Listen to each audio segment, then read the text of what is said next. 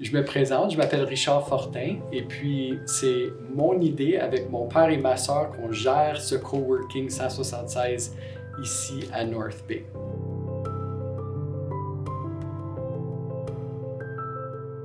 J'ai toujours voulu être entrepreneur, mais en sortant de l'université, j'ai fini de travailler en politique. Avec ce rôle-là, pendant 10 ans, j'ai eu la chance à Toronto de voir plein de places vraiment inspirantes et innovatrices dans le domaine surtout du coworking. J'ai réalisé que le futur du real estate, ça serait vraiment comment on réimagine ces espaces-là où on peut travailler ensemble.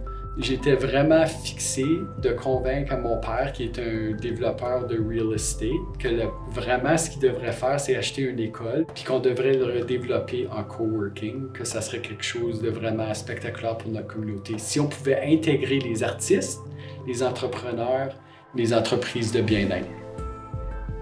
La propriété ici, ça fait depuis comme 1884 qu'elle est une école. Il y a beaucoup d'histoires avec l'école. Ça s'appelait Tweedsmuir.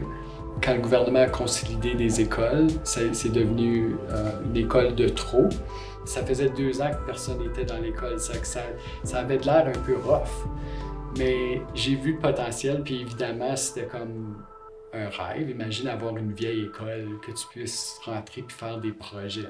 Nous autres ici, dans notre marché, on n'avait pas un espace de coworking où tu pouvais louer ce bureau-là ou cette salle de réunion-là pour juste une demi-journée ou une journée, même quelques heures.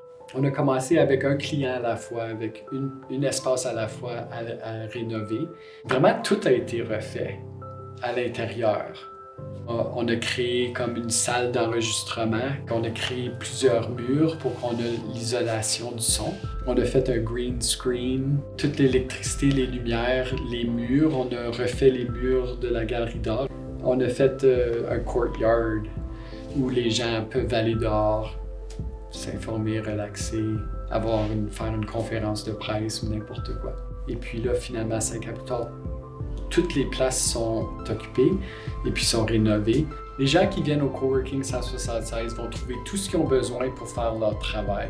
Vraiment, si c'est les projecteurs, les salles de réunion, la cuisinette, tout l'équipement technique, même les micros, n'importe quoi qu'on a besoin pour gérer une réunion ou un groupe ou un plat de travail, n'importe quoi, on l'offre.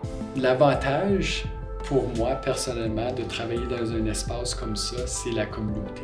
On se rencontre dans la cuisine, puis on se parle au dîner. Tu sais, souvent la magie arrive de manière subtile. La réunion n'arrive pas durant le temps de réunion, ça arrive un peu avant ou un peu après. C'est ça qu'on trouve dans un espace ici qui arrive tout le temps. Même si on ne travaille pas dans la même compagnie, on se voit dans le couloir, on se voit dans nos bureaux puis au café.